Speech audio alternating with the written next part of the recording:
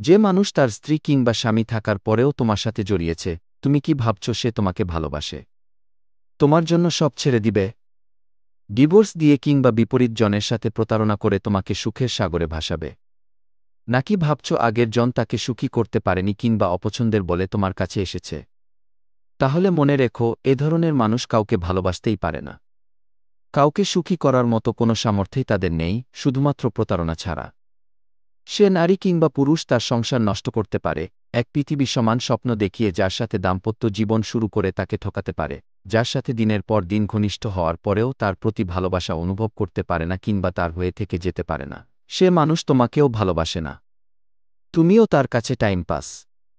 নেশা কেটে গেলে তোমাকেও ছেড়ে যাবে। প্রথমজনের চেয়ে বেশি তোমাকে কষ্ট দিবে।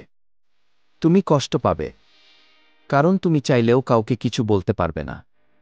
এক সময়ের ভালোবাসা তোমার নিজের কাছে নিজেই পাপ বলে মনে হবে। আর এটার প্রায়শ্চিত্ত ছাড়া মুক্তি নাই তোমার। So be careful. পৃথিবীতে সবচেয়ে সুন্দর জিনিস হল সংসার। যে এটাকে সুন্দর রাখতে পারেনি, যে এখানে লয়াল থাকতে পারেনি, সে কোথাও ভালো থাকবে না, কাউকে ভালো রাখবে না। এটাই সত্য। এর বাইরে কিছুই নেই।